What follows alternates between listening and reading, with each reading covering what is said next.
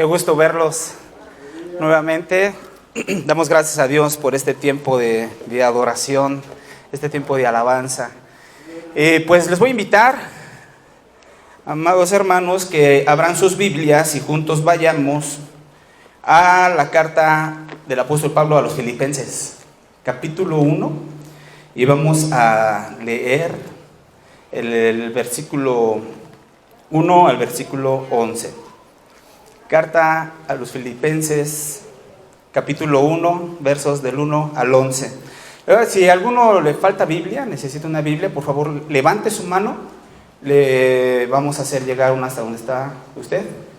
Filipenses 1, del 1 al 11. Hoy traigo la Reina Valera 60.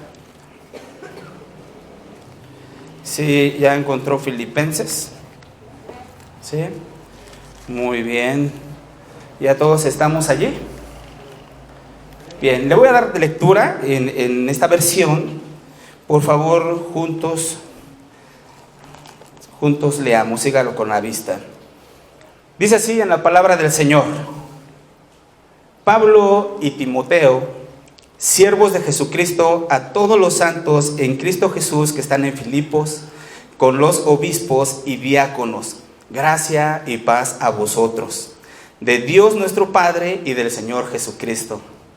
Doy gracias a mi Dios siempre que me acuerdo de vosotros, siempre en todas mis oraciones, rogando con gozo por todos vosotros, pues vuestra comunión en el Evangelio desde el primer día hasta ahora, estando persuadido de esto, que el que comenzó en nosotros la buena obra, la perfeccionará hasta el día de Jesucristo. Como me es justo sentir esto de todos vosotros, por cuanto os tengo en el corazón y en mis prisiones y en la defensa y confirmación del Evangelio, todos vosotros sois participantes conmigo de la gracia. 8. Porque Dios me es testigo de cómo os amo a todos vosotros con el entrañable amor de Jesucristo. Y esto pido en oración, que vuestro amor abunde aún más y más en ciencia y en todo conocimiento, para que aprobéis lo mejor, a fin de que seáis sinceros e irreprensibles para el día de Cristo. 11. Llenos de frutos de justicia, que son por medio de Jesucristo, para la gloria y alabanza de Dios. Vamos a orar, cierra tus ojos y poner este tiempo en las manos del Señor. Padre, muchas gracias, Dios, te damos por darnos la oportunidad de estar aquí, de leer tu palabra, de meditar en ella, de disponer nuestro corazón también, Señor, de una manera sincera, esperando que de ti, Señor, por medio de tu palabra, nos des la luz para nuestro caminar y así, Señor, llevar vidas que a ti te agraden. Ponemos nuestras vidas en este momento en tus manos, toda nuestra mente, toda nuestra atención sea a ti, y que tu palabra, Señor, sea quien dé el ánimo, la vida, la confrontación en esta hora a nuestras vidas. Que salgamos de este lugar, Señor, con tu bendición, desafiados, Padre, a seguir siendo luz al mundo. En tus manos nos ponemos, Señor, pongo mi vida también, rogando que seas tú, Señor, en mí, y que yo sea menos, que tú seas más, que tu palabra, Señor, sea manifestada y sea expuesta con sencillez, con claridad, pero también, Señor, con el poder de tu Espíritu Santo que transforma vidas. En el nombre de Jesús, amén y amén. Yo estoy seguro que ustedes han leído este pasaje en la carta a los Filipenses. Es una de las cartas que se conocen como las cartas carcelarias. El apóstol Pablo escribe a los Filipenses después de 12 años, fíjense, 12 años o 11, 12 años, que él mismo fue a plantar esa iglesia, que fue a fundar esa iglesia. Y él, estando preso, les escribe. Desde ahí escribió no solamente Filipenses, Efesios, Colosenses y a Filemón desde la cárcel. Y es interesante también porque la iglesia de Filipos apoyó al apóstol Pablo cuando él estuvo predicando en Tesalónica.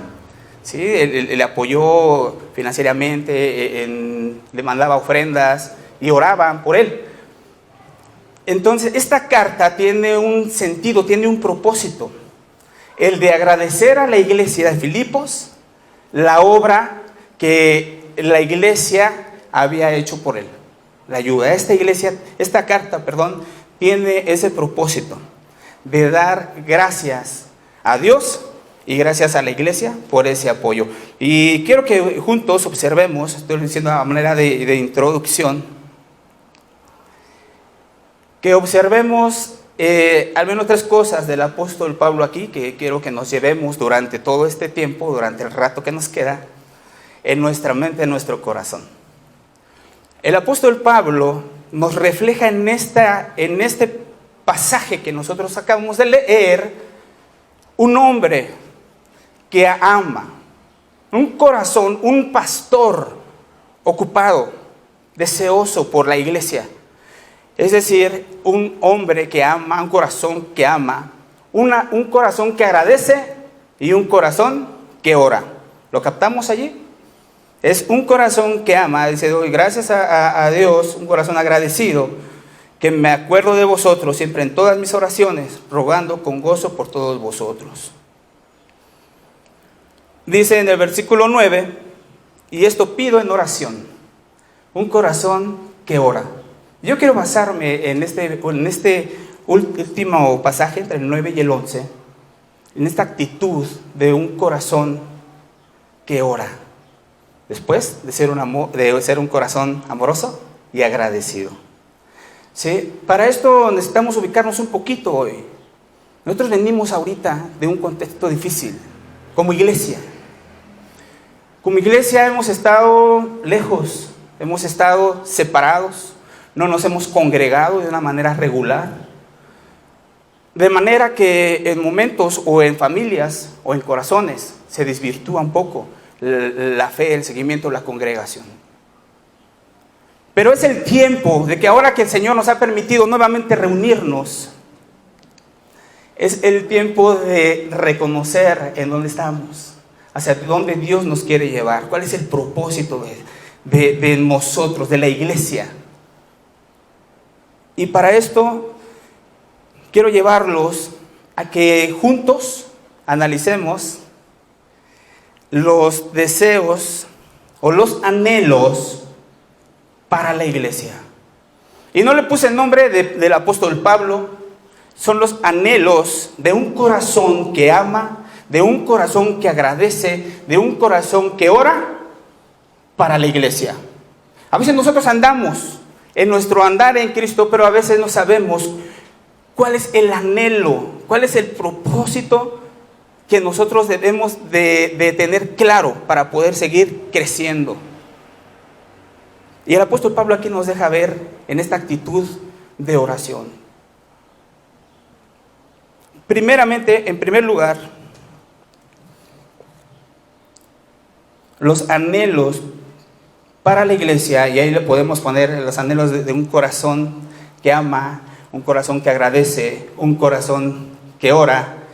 Yo espero que al final pongamos nuestro nombre, los anhelos de César.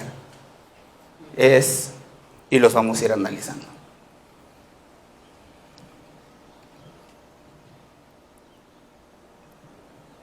En primer lugar, el anhelo para la iglesia, número 1, es que crezcan en amor. Dice allí en su palabra, en el versículo número 9, y esto pido en oración, que vuestro amor abunde aún más y más en ciencia y en todo conocimiento. Y 10, en la parte A, dice, para que aprobéis lo mejor. Esto pido en oración. Un corazón que ora es el anhelo, el deseo de que la iglesia crezca en amor aún más y más. Él ya había conocido la iglesia con la que él estuvo viviendo con ellos 2 o 3 años. Y él experimentó también el amor de Dios en su propia vida, ¿saben? El apóstol Pablo experimentó el amor de Dios. Recuerdan que la palabra nos dice que cuando él de joven era Saulo, perseguía y asolaba la iglesia, ¿verdad? Podemos ver que Pablo estaba cautivado por el amor de Dios. Él había sido fariseo. Pensaba obtener la justicia delante de Dios por su doctrina legalista. Sin embargo, su tarea más importante, fíjense, era la de cumplir la ley lo más exactamente posible.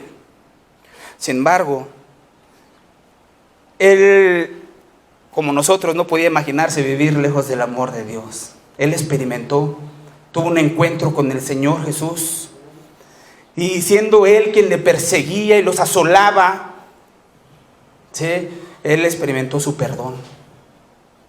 Y ahora él mismo es el que le dice a la iglesia: mi deseo, el anhelo es que crezcamos más en amor, a más y más. Pero es interesante, ¿en amor qué? ¿Cómo? En ciencia. ¿Sí? Dice, ciencia es conocimiento. ¿El conocimiento de qué o de quién? El conocimiento de Dios. Que crezcamos en su conocimiento, que crezcamos en el discernimiento. ¿Sí? Dice así en la palabra de Dios, en el versículo 9, más y más en ciencia y en todo conocimiento. El anhelo para la iglesia, número 1, es que nosotros conozcamos a Dios, que crezcamos en su conocimiento. Sin conocer a Él es difícil amarnos. Cuando habla de ciencia, habla de ese conocer de Dios. ¿Usted se acuerda cuando conoció de Dios, cuando conoció a Cristo? ¿Usted se acuerda y sabe todo lo que Cristo ha hecho en su vida? Todo lo que Dios nos ha perdonado. Eso nos lleva a amarle a Él. Eso nos debe llevar a nosotros a rendirnos en adoración a nuestro Dios. Pero es importante que nosotros tengamos a bien, como iglesia, estar orando por los problemas que hay dentro de la iglesia. Necesitamos conocer nuestra naturaleza, de dónde venimos, hacia dónde vamos. Si hablamos de ciencia, de la teología, ¿qué es la teología? El estudio de Dios. Teología, Dios, logía, estudio o ciencia que estudia a Dios. Si hablamos de la humanidad, hablando de quiénes somos, la antropología desde el punto de vista bíblico, de conocer quiénes somos, cuál es nuestra condición delante de Dios, cómo relacionarnos. Eso tiene que ver con la sociología, como seres humanos, sociales. Y eso nos va a llevar a amarnos, a entender que vivimos en un mundo caído y que vivimos con pecadores y que nosotros mismos somos pecadores. El tener más y más conocimientos nos lleva a amar más a Dios en manera vertical para poder amar a su creación en esta manera horizontal. Quiero pensar que es el enfoque del apóstol Pablo, que nosotros abundemos, fíjense, abundemos, esta palabra, en amor. ¿Cómo somos nosotros con nosotros mismos? ¿Cómo somos con nuestro prójimo? Con nuestra relación con Dios. ¿Cómo nosotros actuamos en este conocimiento? Es decir, recibimos instrucción o conocimiento divino y lo ponemos a la práctica, o solo nos quedamos ahí. Cuando nosotros ponemos a la práctica el conocimiento divino, ¿sabes?, nos lleva a experimentar su poder, su amor, su verdad, y nos lleva a adorarlo a Él. Y cuando le adoramos a Él, nos lleva también a amar lo que Él hace, aquel que salvó, por el que dio su vida, tú y yo, y por los que no le conocen. Es difícil amar si no le conocemos a Dios. El deseo es que conozcamos, que vengamos al conocimiento de Dios, de su palabra. Dice su palabra que su pueblo pereció por falta de ¿qué? De conocimiento. Entonces sí, es muy importante que nosotros entendamos esto que el apóstol Pablo une aquí en estos versículos. Amor y ciencia, de una manera que van de la mano las dos, ¿no? ¿Se acuerdan que escribió en Corintios 13 que podemos tener mucho conocimiento, podemos sabernos la Biblia, pero sin amor de nada sirve? Cuando van de la mano, amor, conocimiento. El conocimiento de Él, el conocimiento de la condición de nosotros y el conocimiento de su verdad. ¿A dónde venimos? ¿Hacia dónde vamos? ¿Ustedes han escuchado de la escatología? La ciencia que estudia en los últimos tiempos. ¿Han escuchado la neumatología? Es el estudio del Espíritu Santo. Todo esto nosotros lo tenemos acá, hermanos. Dios nos permite tener y capacitarnos a todos los que vamos conociendo. Y el anhelo de Pablo, el anhelo de un corazón que ama, que es agradecido, que ora, es que la iglesia estemos enteramente capacitados. Que vengamos al conocimiento pleno de Dios. Y tenemos todas las herramientas. Tenemos su palabra. Tenemos maestros.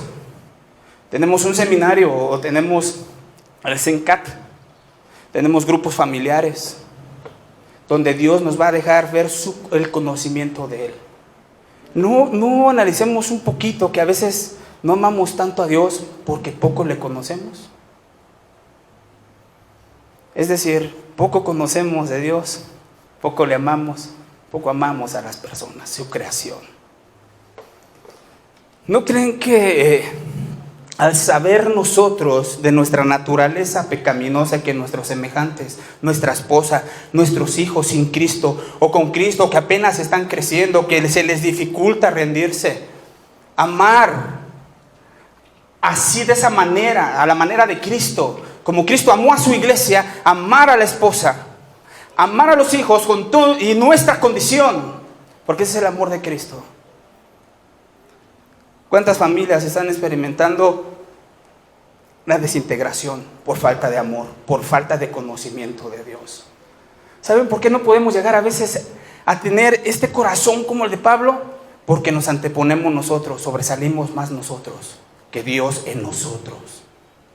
Son más importantes nuestros problemas, nuestras preocupaciones, nuestros deseos, nuestros anhelos, que los anhelos de Él.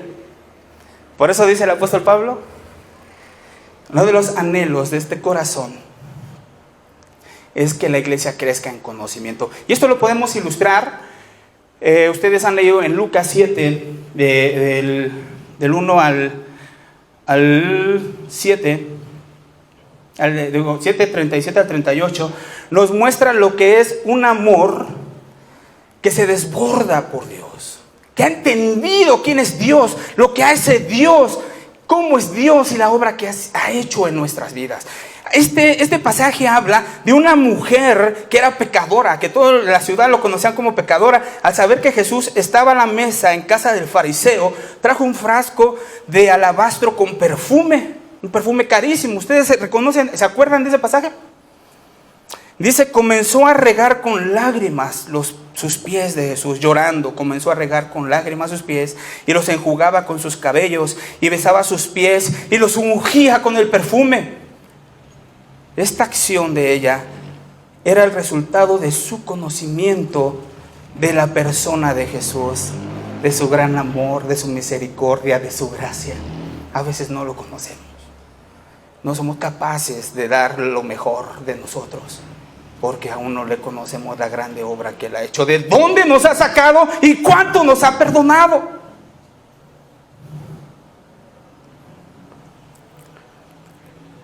Eso de entender que lo que el Señor Jesús había hecho en su vida, que la había transformado, la había sacado de esa vida de pecado y la había traído a su iglesia como una de sus hijas. Ella lo había entendido y la llevaba a sentir un amor profundo que se desborda por Él. que arde por Él. Es el conocer del gran amor de Dios. Y yo creo que es el tiempo, amada iglesia. Dios nos está dando esta grande oportunidad en medio de todo este caos mundial, de ir a un paso más, de ir más allá, de crecer en el amor de Dios, porque es el anhelo. Y debe ser el anhelo de nosotros también. ¿Cuántas veces nos atrevemos a decirle a Dios: no tengo el tiempo, Señor, para ir al grupo, para conectarme al grupo? Ahora que Dios nos facilita los medios. Es interesante. A veces esas cosas son las que no nos permiten crecer en su conocimiento. Practicar, saber cuál es su palabra, saber cómo somos, cuáles son sus mandamientos, sus promesas, nos va a llevar a ponerlo a la práctica. No a nuestra forma, a la manera de Él. Esta mujer la llevaba, ese amor que ella sentía, las personas que estaban allí en ese lugar no podían entenderlo, simplemente. Pero Jesús, fíjense la acción de Jesús en este pasaje, dice: Él defendió su manera de actuar, afirmando que sus muchos pecados le son perdonados. ¿Por qué creen? Porque amó mucho. ¿A quién? A Dios. Y si mire, dice Juan que el que no ama no ha conocido a Dios. ¿Por qué qué? Porque Dios es amor. No es que Dios tenga amor, Dios es amor. Y nadie puede dar lo que no tiene. No podemos dar amor porque no lo tenemos. ¿A quién tenemos que ir? Al Señor, a su conocimiento, a conocer su corazón. ¿Sabes que Él abre su corazón? Eso quiere dejarnos ver. Miren, el amor agape no tiene que ver con el sentimentalismo. El amor que nosotros entendemos por agape, aquel que se da por los demás, aquel que niega aquel que niega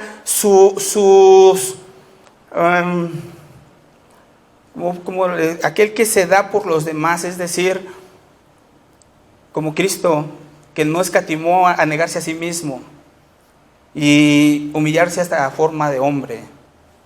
Aquel que niega sus derechos para que los otros estén bien. Ese es el amor de Cristo, que es el que a veces no queremos porque no lo conocemos. Miren, dice en 1 Corintios 13, 4, 8 respecto al amor. El apóstol Pablo dice: el amor es sufrido, es benigno, el amor no tiene envidia, el amor no es jactancioso, no se envanece, no hace nada indebido, no busca lo suyo, no se irrita, no guarda rencor. El amor no se goza de la injusticia, más se goza de la verdad. El amor todo lo sufre y no queremos sufrir. El amor todo lo cree, todo lo espera, todo lo soporta. El amor nunca deja de ser. El conocimiento, hermanos, se refiere al hecho de comprender, entender y registrar las verdades bíblicas y cómo se relacionan entre sí. El discernimiento reúne el conocimiento bíblico, lo que es el amor de Dios, antes mencionado, y el amor bíblico. De esto resulta un discernimiento en la vida diaria que nos da la capacidad de entender lo que es correcto y lo que no es correcto para hacerlo. ¿Saben qué es discernir? El trigo, cuando lo iban a cosechar, pues tenían unas telas porosas, era para arnear, para arnearlo y quitar de allí que cayera lo bueno, y arriba se queda ¿qué? Todo lo inservible, todo lo malo, ¿no? Discernir a la luz de la palabra, a la luz de la Biblia, las decisiones que tomamos día con día.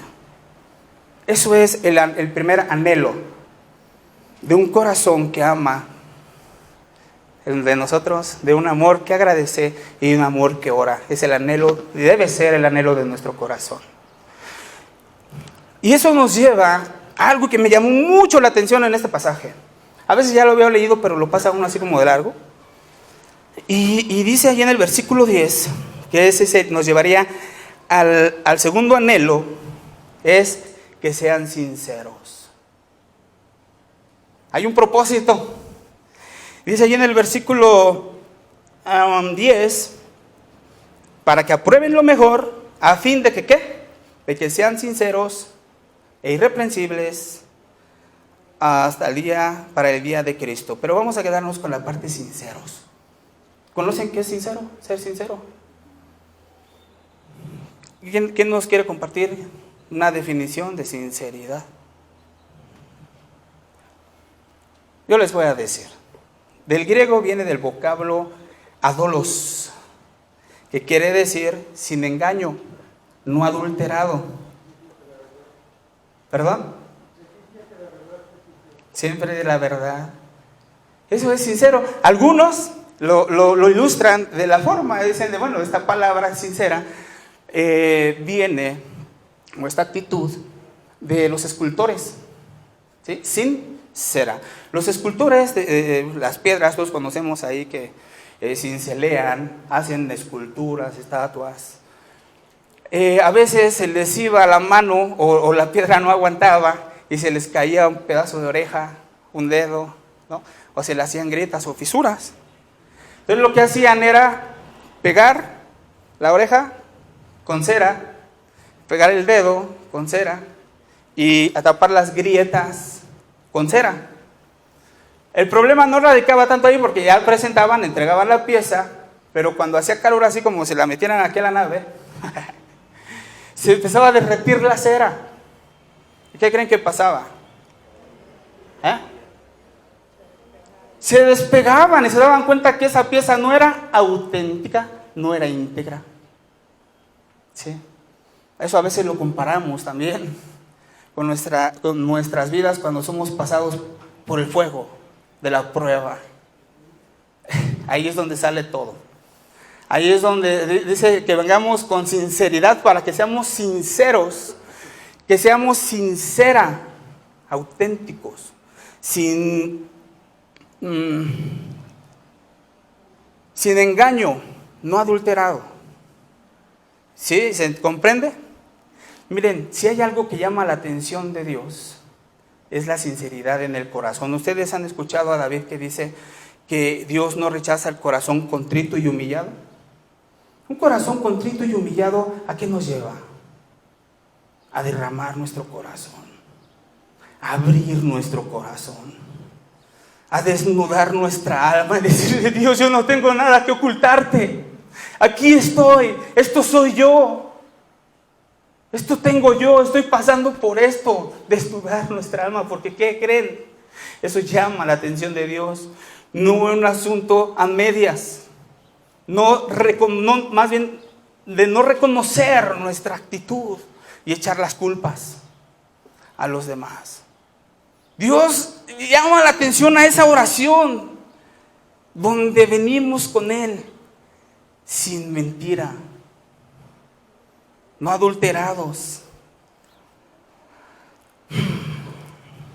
¿Sabes?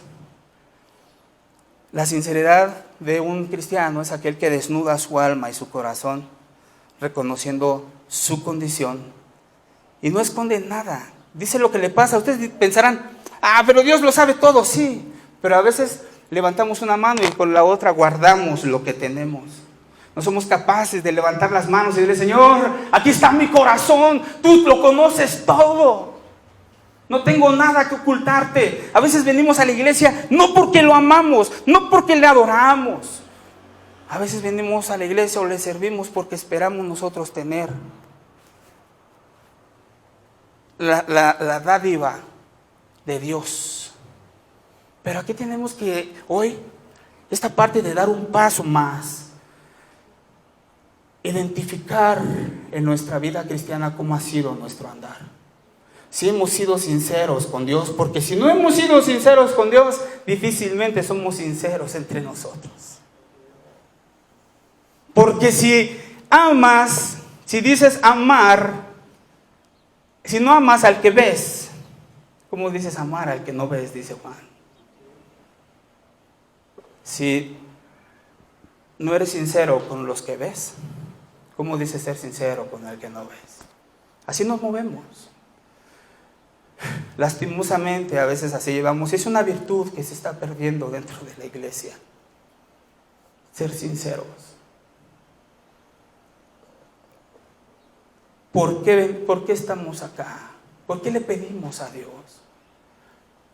A veces somos bien habilidosos también para mentir, para sacar provecho, para mover las circunstancias, ¿no? Para conseguir lo que queremos. Ay, Dios. Fíjense, esto lo voy a ilustrar con dos pasajes bíblicos que se encuentran en el segundo libro de los Reyes. Ustedes han leído esa parte en el capítulo 4 de una viuda con 2 hijos, una que era esposa de un profeta en los tiempos de Eliseo, del profeta Eliseo. ¿Ustedes recuerdan ese pasaje? Bueno, les voy a narrar un poquito. Se quedó viuda y le fueron a cobrar una deuda que había dejado su esposo. Y ella se sintió pues mal.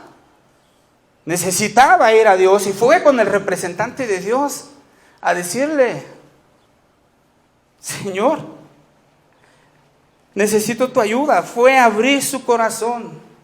Fue sincera al hablar con él. He quedado viuda y han venido los cobradores de mi esposo y me han dicho, yo les he dicho que él ha muerto, pero él me ha dicho que él que se va a llevar a mis hijos para que sean sus esclavos. Y que así quedaba pagada la deuda. Entonces ahora ya no voy a ser solo viuda ni pobre, porque la dejó en la calle, pues. Sino también voy a quedarme sin mis 2 hijos. Y Eliseo, el hombre de Dios, le dijo: dime, ¿qué tienes en tu casa? Y ella ahí le mintió, le dijo: no tengo nada. A la mirada de Eliseo, yo creo que es nada. Bueno, sí, dice, no tengo oro, no tengo plata, no tengo joyas, nada de valor, pero tengo una vasija de aceite. Una vasija de aceite. Anda, corre, ve con tus hijos y vayan y consigan vasijas prestadas. Cuando vayan, pidan muchas, no pocas, dice, ¿no? Pidan muchas. Y métanlas a la casa, cierran la puerta y llenen con el aceite que tienes, llenen las vasijas y véndanlas a sus vecinos. De ahí sacas dinero, pagas la deuda. ¿Sí? Pues es interesante cómo en esa parte donde esta mujer va y derrama su alma delante del profeta con toda sinceridad. ¿Pudo haber mentido? ¿Pudo haber hecho una media verdad ahí? Sí, ¿verdad? Pero no lo hizo. Ella decidió ser sincera. Entonces, pasó algo que pasa cuando Dios, les decía, ve la sinceridad, algo atrae de Dios. Un corazón contrito, un corazón sincero, un corazón que habla verdad. Dios respaldó. Y no solamente dio allí la solución a ese problema, como a ti y a mí. Él tiene la respuesta, Él tiene la solución porque Él es la respuesta a nuestros problemas. Él es nuestra salida. A esta mujer le llegó la bendición. Ella le creyó, fue muy sincera en ese sentido. Y sí, y salió pagando, libre de deudas, y hasta, dicen algunos, con una tienda de aceite, ¿no? Y tú para beber. Dios la bendijo. La siguiente historia sigue en el siguiente capítulo de Segundo de Reyes, con Naamán, ¿sí? Que era un capitán que tenía lepra, ¿no? Y Eliseo tenía un siervo que se llamaba Giesi, algo así, Giesi, que fue el que le abrió los ojos para que viera, y vaya, estuvo con él por mucho tiempo. Él veía las obras, los milagros de Dios en la vida de Eliseo. Y fue Naamán, tuvo un milagro también por parte de Dios. Le dijeron que fuera con el profeta, y el profeta le mandó a decir con su siervo que se metiera 7 veces al río Jordán y se le quitaba la lepra, iba a ser sanado. Y allí iba este cuate refunfuñando, digo, Naamán, el capitán, iba refunfuñando, ¿no? Para haber sabido, y me voy a ir a meter allá a zambutir ahí en el agua, si las aguas de los ríos de mi nación también son buenas. Y le dice a su gente, si el hombre de Dios le dijo que eso hiciera y que eso iba a sanar, hágalo. Mensaje para nosotros. Si Dios nos dice qué tenemos que hacer, hágalo y no cuestione, aunque no le parezca, aunque no nos parezca, pero es mejor que nos parezca. Se zambutió 7 veces. ¿Y qué creen que pasó? Salió limpio, dice, como la piel de un niño, limpiecito. Fue agradecido a visitar al profeta, al hombre de Dios. ¿Sí? Él le llevaba presentes a Eliseo, le llevaba monedas de plata, vestidos nuevos, un presente. Y cuando llegó con Eliseo, Eliseo le dijo, no, gracias, muy bonito tu detalle, pero no es por allí. En el corazón de Jesse dijo, ¿cómo se atreve mi señor a negar la bendición de este hombre, de su gratitud? Dice, no, él tramó algo allí, Dijo, no, yo sí voy a ir por algo. Ellos ya lo iban a dar. No le suena así como que de repente algo a nosotros. Ya lo iba a dar, ya lo iba a perder de todos modos. Yo voy a ir. Y sigue, va corriendo tras él, y lo ve que viene y se detiene su carruaje, el capitán Naamán, y le dice, ¿todo bien? ¿Está todo bien? Él dice, dice mi señor, dice, llegaron unas personas, unos jóvenes, dice, mi señor me ha mandado que, pues por algo, dice, pues prepárenle 2 monedas y 2 vestidos. Y lo acompañaron y se los llevó a un lugar oculto donde recibió ahí todas las cosas, ¿no? Llega con su amo, Jesse, el hombre de Dios, con Eliseo, y Eliseo le dice, ¿dónde andabas? Fíjense qué gran oportunidad. ¿Dónde andabas? Señor, que yo no me he movido de aquí. Sabía él. Dice, mi corazón estaba contigo, con ellos cuando tú fuiste para allá. Por cuanto fuiste deshonesto, cuando fuiste ¿qué? No fuiste sincero, te faltó sinceridad, más bien, vamos a parafrasearlo así, cuando te faltó sinceridad, la lepra de Naamán te pase a ti y a toda tu descendencia. Cuando él pudo haber cambiado la situación, la circunstancia. ¿Por qué? Por falta de sinceridad. Cuando nosotros andamos en camino de mentira y no de verdad, o de verdad cambiamos a mentira, dice un pastor que lo escuché, dice, cambiamos de jurisdicción. Mientras andamos en verdad, ¿sí? Tenemos la bendición de Dios, la luz, su respaldo, su amparo, su fortaleza. Ahí está el Señor mientras andamos en la verdad. Él nos cuida, nos guarda. Pero cuando nosotros decidimos no ser sinceros y andar en la mentira, aunque sea a medias verdades, andar a la mentira, entonces ya no nos respalda a Dios, sino ¿quién? El padre de toda mentira. Si hemos decidido a veces ese tipo de situaciones, a veces decimos, pero ¿por qué no me va bien? ¿Por qué Dios no me oye? ¿Por qué Dios no me escucha? Porque si nuestra conducta está en la mentira, Dios no nos va a respaldar. ¿Se capta?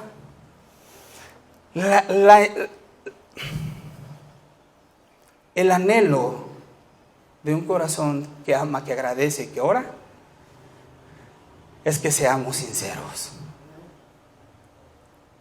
3. El anhelo número 3 es que seamos irreprensibles. ¿Sabe usted qué es irreprensible? El apóstol Pablo ya lo había escrito en algunas otras veces a la carta a los tesalonicenses, y lo tengo presente mucho en Efesios, quien nos quiere presentar sin mancha. ¿Sí? ¿Cómo es irreprensible? Dice, puro y sin mancha. Es decir, que uno de los mayores anhelos de la iglesia, de este corazón, de un corazón así, es amar aún más y más. Es ser sinceros. 3, ser irreprensibles, sin mancha, sin nada de qué avergonzarnos. Porque el anhelo profundo es presentar una iglesia santa, pura y sin mancha. Que no andamos en mentira, que no andamos en terrenos del diablo, terrenos de tinieblas, sino una iglesia sincera que honra a Dios porque le conoce su obra, conoce su amor, conoce su espíritu y conoce hacia dónde nos va a llevar con Él a toda una eternidad. Y conoce que tú y yo no podemos, por eso nos ha capacitado con su Espíritu Santo, ¿sabes? ¿Sabes eso? Ese anhelo de ser una iglesia, de presentar una iglesia pura para el Señor, es el anhelo de los pastores. Debe ser el anhelo de nosotros, como padres, como hijos, ante una sociedad.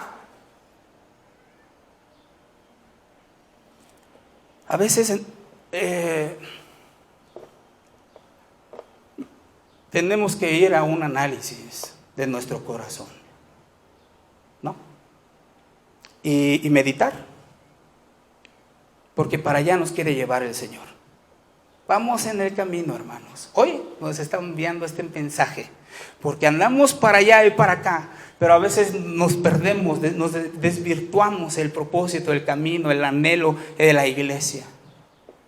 Yo espero que juntos tengamos ese anhelo, y que más allá de estar hablando mal de nosotros, mal de la iglesia, mal de Cristo, ¿se acuerdan de Pablo, retomando ahí cuando tuvo un encuentro con el Señor?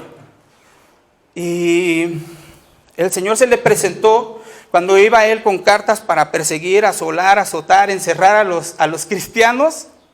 Se le presenta a Jesús luminosamente, ¿no? Y cae de su caballo y se postra y le dice: Saulo, ¿por qué me persigues? ¿Quién eres, Señor?, le dice Pablo. Yo soy Jesucristo a quien tú persigues. Y Pablo estuvo persiguiendo a Jesús en sus tiempos. Son contemporáneos, pero él ya había resucitado, ya estaba en el cielo, sentado a la derecha del Padre. ¿Cómo es que dice: soy Jesús al que tú persigues? Tal vez el pensamiento de Pablo sería: yo persigo a la iglesia, no a ti. Pues porque como iglesia lo persigues, a mí me persigues.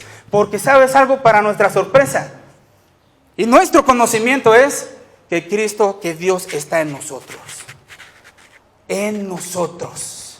Y si tú y yo, imagínate en nuestros días al Señor reclamándonos, o al Señor diciendo: yo soy Jesús.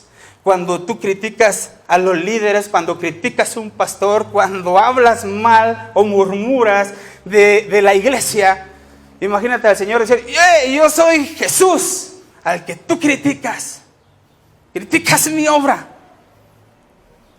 Tremendas cosas. Me criticas a mí.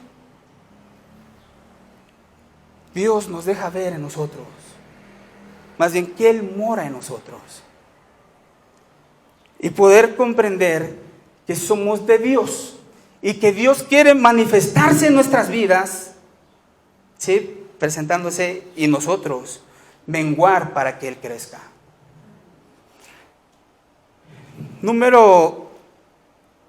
Anhelo número 4 es que sean fructíferos, que seamos fructíferos.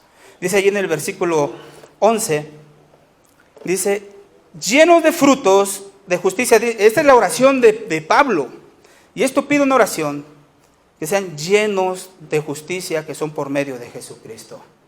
Frutos de un verdadero arrepentimiento, frutos de una fe sincera, frutos del Espíritu Santo en nosotros: amor, paz, gozo, benignidad, bondad. Frutos que no tenemos que estar haciendo nosotros porque son de una manera natural. Es un fruto, ¿sí? Crece de una manera natural. ¿Cómo? Metiéndonos con Dios. Eso se va a dar. Cristo en ti, Cristo en mí, para la gloria de Dios Padre. Esos frutos que nosotros a veces nos forzamos a darlos, ¿no? Y nos frustramos porque no damos ni un fruto, pues. Pero debemos entender y descansar algo interesante que dice ahí que sus frutos son ¿de quién? De Jesucristo. Porque Jesucristo es la vid y nosotros somos los pámpanos. Y el que permanece en él da mucho fruto. Y esto, fíjense que es interesante y yo espero que descansemos porque es uno de los anhelos de un corazón como el de Pablo. Que si nosotros pensamos hacerlo, no es para que nosotros nos gloriemos de que somos buenos, que somos fructíferos o que somos sinceros, porque eso es una obra de Dios en nuestras vidas, ¿sabes? Y por último, ahí esto nos lleva precisamente a entender que todo lo que nosotros hacemos, vivimos, conocemos, no es para que nos jactemos nosotros de que somos los mejores, que somos los más sinceros, que somos los más perseverantes, sino más bien para que la gloria sea de nuestro Dios. Y esa es el último anhelo. Dice en el versículo 11, para la gloria y alabanza de Dios. Dios nos guarde, hermanos, de querer llevarnos la gloria que le corresponde a Dios. Equivocadamente a veces queremos ocupar el lugar de Dios en el corazón de la esposa, en el corazón de los hijos, en el corazón de los hermanos. Esperando decir que nos honren, porque gracias a ti, hermano, que ahora tú oraste, ahora yo estoy así. Es por el hermano, es por la hermana, si no es hacernos a un lado, porque esa es la tarea. Eso es la labor que nosotros tenemos que hacer como iglesia, amándonos más, porque entre más nos amamos, nos hacemos a un lado. ¿Para qué? Tú, tus hijos, tus nietos, tu familia, tu esposa, tú mismo, yo mismo, le demos la gloria que se la merece, al que todo lo hace. Porque, ¿sabes? Dios no va a estar allí si tú y yo somos sinceros. Y termino con esto. A veces, ahorita leímos que al que comenzó la buena obra, la terminará hasta el día de Jesucristo. Pero lastimosamente, nuestra actitud desleal no le permite avanzar. Él nos va a respaldar cuando andamos en la mentira. Es el tiempo de reflexionar, de captar que Dios quiere ver en nosotros corazones sinceros, sin levadura, no adulterados. Un corazón sencillo. Dice, venimos ante ti, Señor, con corazones sinceros, llenos de alabanza. Porque cuando ponemos a la práctica el conocimiento de Dios en nuestras vidas, Él se va a manifestar. Y su obra presentada en nosotros, lo único que nos va a llevar a ser como el apóstol Pablo, caer rendidos en adoración a Dios y no imaginarnos vivir separados de su amor. ¿Lo sabe, hermano? Es el tiempo de orar. Cierra tus ojos y que estos mismos anhelos de un corazón que ama, que está agradecido y que ora, sean los mismos anhelos que Dios ponga en ti y en mí para su iglesia, que nosotros somos su iglesia. Padre, gracias.